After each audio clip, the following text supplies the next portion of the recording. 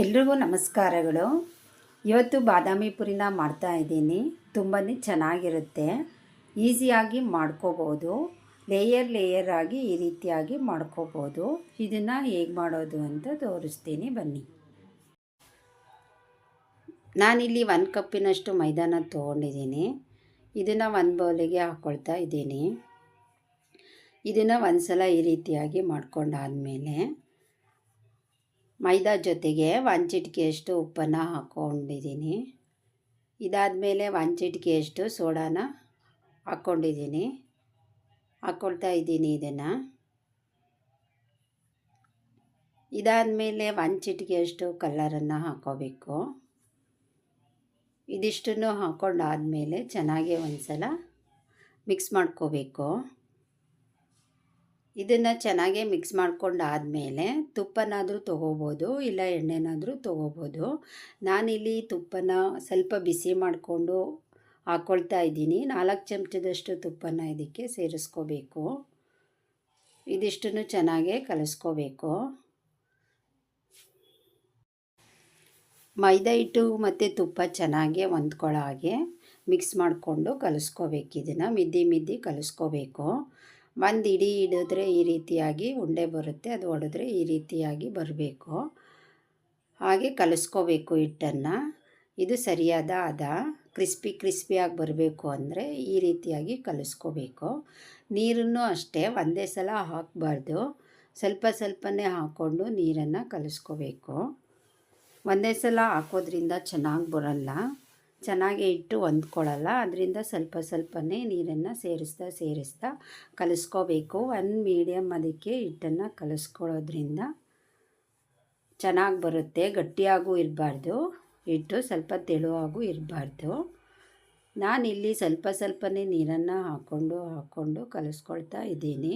Colour ಏನು ಜಾಸ್ತಿ ಹಾಕ್ಕೊಂಡಿಲ್ಲ, ಅದಕ್ಕೆ ಕಲ್ಲರ್ ಬಂದಿಲ್ಲ. ಕಲ್ಲರ್ ಬೇಕು ಅಂದರೆ ಸ್ವಲ್ಪ ಜಾಸ್ತಿನೇ ಹಾಕ್ಕೋಬೋದು.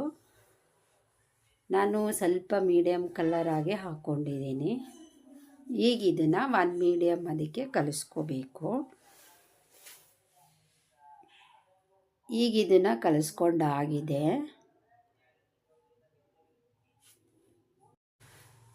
ಹಿಟ್ಟನ್ನು ಚೆನ್ನಾಗಿ ನಾದ್ಕೊಂಡು ಕಲಿಸ್ಕೋಬೇಕು. ಸ್ಮೂತಾಗಿ ಬರಬೇಕು ಅಂದರೆ ಸ್ವಲ್ಪ ನಾದ್ಕೊಂಡು ಹಿಟ್ಟನ್ನು ಸ್ಮೂತಾಗಿ ಕಲಿಸ್ಕೋಬೇಕು. ಇಷ್ಟು ಕಲಿಸ್ಕೊಂಡ್ರೆ ಸಾಕು. ಸಾಫ್ಟಾಗಿದೆ, ಅದಕ್ಕೆ ಕಲಿಸ್ಕೊಂಡ್ರೆ ಸಾಕು. ಗಟ್ಟಿನೂ ಇಲ್ಲ, ತುಂಬ ತೆಳುನೂ ಇಲ್ಲ, ಮೀಡಿಯಮ್ ಅದಕ್ಕೆ ಸಾಫ್ಟಾಗಿದೆ ಕಲಿಸ್ಕೊಂಡಿರೋದು. ಇಷ್ಟು ಕಲಿಸ್ಕೊಂಡ್ರೆ ಸಾಕಾಗುತ್ತೆ. ಇದ್ರ ಮೇಲೆ ಒಂದು ತಟ್ಟೆನ ಮುಚ್ಚಿಬಿಟ್ಟು 20 ನಿಮಿಷ ಇದನ್ನು ಹಾಗೆ ಇಡಬೇಕು. ಇದಾದಮೇಲೆ ಇದಕ್ಕೆ ಸಕ್ಕರೆ ಪಾಕನ ಮಾಡ್ಕೋಬೇಕು. ಸಕ್ಕರೆ ಪಾಕ ಮಾಡೋದಕ್ಕೆ ಇಲ್ಲಿ 1 ಕಪ್ಪಿನಷ್ಟು ಸಕ್ಕರೆನ ತೊಗೊಂಡಿದ್ದೀನಿ. ಅದೇ ಮೈದಾ ಮೆಜರ್ಮೆಂಟಲ್ಲೇ ಸಕ್ಕರೆನ ತೊಗೊಂಡಿದ್ದೀನಿ. 1 ಕಪ್ ಮೈದಾ ಹಿಟ್ಟಿಗೆ 1 ಕಪ್ಪಿನಷ್ಟು ಸಕ್ಕರೆನ ನಾನಿಲ್ಲಿ ತೊಗೊಂಡಿದ್ದೀನಿ. ಈಗ ಇದನ್ನು ಒಂದು ಪಾತ್ರೆಗೆ ಹಾಕ್ಕೊಂಡಾದಮೇಲೆ 1 ಕಪ್ಪಿನಷ್ಟು ನೀರನ್ನು ಸೇರಿಸ್ಕೋಬೇಕು. 1 ಕಪ್ ಸಕ್ಕರೆಗೆ 1 ಕಪ್ಪಿನಷ್ಟು ನೀರನ್ನು ಸೇರಿಸ್ಕೋಬೇಕು. ಅರ್ಧ ಕಪ್ ಆದರೆ ಸೇರಿಸ್ಕೊಂಡ್ರೆ ಬೇಗ ಪಾಕ ಬರುತ್ತೆ, ಆದರೆ ಬೇಗನೆ ಗಟ್ಟಿ ಆಗುತ್ತೆ. ಅದಕ್ಕೆ ನಾನು ಜಾಸ್ತಿ ನೀರನ್ನು ಹಾಕ್ಕೊಂಡಿದ್ದೀನಿ. 1 ಕಪ್ಪಿನಷ್ಟು ಹಾಕ್ಕೊಂಡು ಪಾಕ ಬರೋವರೆಗೂ ಇದನ್ನು ಬೇಯಿಸ್ಕೋಬೇಕು. ಸಕ್ಕರೆ ಎಲ್ಲ ಕರಗೋದ ಮೇಲೆ 5 ನಿಮಿಷ ಇದನ್ನು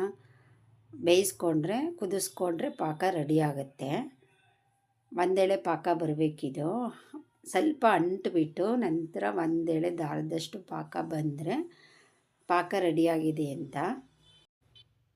ಇನ್ನೂ ಇದು ಪಾಕ ಬಂದಿಲ್ಲ, ಆಗಾಗ ನೋಡ್ಕೊತಾ ಇರಬೇಕು, ಇಲ್ಲಾಂದರೆ ಗಟ್ಟಿ ಆಗಿಬಿಡುತ್ತೆ. ನೋಡಿಕೊಂಡು ಪಾಕನ ತಗೋಬೇಕು. ಇನ್ನೂ ಬಂದಿಲ್ಲ ಪಾಕ. ಇದು ಅಂಟು ಪಾಕ ಬಂದು ನಂತರ ಒಂದೆಳೆ ಈ ಥರ ಮೇಲೆ ಬರುತ್ತೆ, ಆ ರೀತಿ ತಗೊಂಡ್ರೆ ಸಾಕು. ಸಕ್ಕರೆ ಕರಗದ ಮೇಲೆ 5 ನಿಮಿಷ ಕುದಿಸ್ಕೊಂಡ್ರೆ ಬರುತ್ತೆ ಅದು. ಆಗ ಬಂದಾಗ ನಾವು ಸಕ್ಕರೆ ಪಾಕನ ಇಳಿಸ್ಕೋಬೇಕು. ಸ್ಟವ್ ಆಫ್ ಮಾಡಿ ಇಟ್ಕೋಬೇಕು. ಈಗಿದು ಬಂದಿದೆ, ಇಷ್ಟು ಬಂದರೆ ಸಾಕು ಪಾಕ ರೆಡಿಯಾದ ನಂತರ ಇದಕ್ಕೆ ಸ್ವಲ್ಪ ನಿಂಬೆಹಣ್ಣನ್ನು ಹಿಂಡ್ಕೋಬೇಕು. ನಾನಿಲ್ಲಿ ನಿಂಬೆಹಣ್ಣನ್ನು ಹಿಂಡ್ಕೊಂಡಿದ್ದೀನಿ. ಇದು ಪಾಕ ರೆಡಿಯಾಗಿದೆ. ಈಗ ಸ್ಟವ್ ಆಫ್ ಮಾಡ್ಕೋಬೇಕು. ಆಫ್ ಮಾಡ್ಕೊಂಡಾದಮೇಲೆ ಹಿಂಡ್ಕೊಂಡ್ರೆ ಆಗುತ್ತೆ, ಇಲ್ಲ ಹಿಂಡ್ಕೊಂಡು ಆಫ್ ಮಾಡಿಕೊಂಡ್ರೂ ಆಗುತ್ತೆ. ಈಗ ಪಾಕ ರೆಡಿಯಾಗಿದೆ. ಇದನ್ನು ಪಕ್ಕಕ್ಕೆ ಎತ್ತಿಟ್ಕೋಬೇಕು. ಪಾಕಕ್ಕೆ ಸ್ವಲ್ಪ ಏಲಕ್ಕಿನ ಕುಟ್ಟಿ ಪೌಡ್ರ್ ಮಾಡಿ ಹಾಕೋದ್ರಿಂದ ಘಮ ತುಂಬಾ ಬರುತ್ತೆ, ಪಾಕ ಚೆನ್ನಾಗಿರುತ್ತೆ. ನಾನಿಲ್ಲಿ ತೋರಿಸಿಲ್ಲ, ಹಾಕೋಬೇಕು ಏಲಕ್ಕಿನ ಸ್ವಲ್ಪ.